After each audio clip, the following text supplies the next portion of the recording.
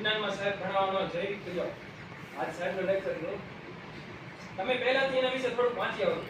પહેલાથી ભલે 15 મિનિટ ખાલી આ પાઠ છે એમાં આ એક બે ફકરા વાંચી આવજો. ગૂગલમાં એનો એક વિડિયો જોઈ આવજો, યુટ્યુબમાં, અને પછી તમે ભણજો. પછી જે તમને સમજાશે અને જે તમારું ધ્યાન હશે એ અલગ લેવલનું હશે. આ એક્સપેરિમેન્ટ કરજો જોરદાર. પ્રેક્ટિકલી મેં અનુભવેલી વસ્તુ છે. જે સાહેબ ભણાવવાનો હોય એના વિશે તમારે વધુમાં વધુ ઓછામાં ઓછી 10 મિનિટ 15 મિનિટ જે છેલ્લે બાકી નામ વાંચી આવવાનું. જૈવિક ક્રિયાઓ. જૈવિક ક્રિયાઓનો મતલબ શું? કોષની અંદર ક્રિયાઓ થાય જૈવિક ક્રિયાઓ કહેવાય. શ્વસન છે, પાચન છે, પોષણ છે. ખાલી તમારે શું કરી આવવાનું? એના વિશે 5-10 મિનિટ જાણી આવો.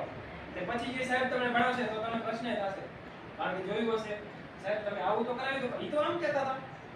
તો તમે પ્રશ્ન પૂછશો તો તમારું જે અલગ વ્યક્તિત્વનું શું થશે? નિર્માણ થશે. તો લેસન પૂરું કરવાનું ટેન્શન, હંમેશા થોડું આગળ રહેવાનું. તો તમારો ઇન્ટરેસ્ટ બનશે. ઇન્ટરેસ્ટ બનશે તો શું કંટાળો નહીં આવે, આપણું નિંદર નહીં આવે.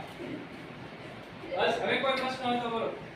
આમ પ્રશ્નોનો જવાબ દીના એથી સંતોષ મળ્યો કે નહીં? બરાબર જવાબ હતા કે નહીં? આટલા તમારા પ્રશ્નો હોય. હવે તમને થાય કે સાહેબ ભણાવતા નથી, પહેલા પોતાને જોવાનું કે આપણે ભણતા અગર હા આવે તો તમારે તૈયારી કરીને જવાનું. સાહેબને પૂછવાનું વારંવાર, સાહેબ આમાં શું આવે? સાહેબ આ કેવી રીતે? સાહેબ પોતે વાંચીને આવશે બીજી વાર. નહીં આવડતું હોય તો બીજું સમજાતું નથી એટલે તમારા મગજ જોરદાર છે.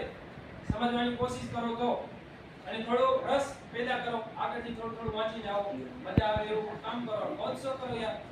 બેસો, પેલો રમો, જીવન છે.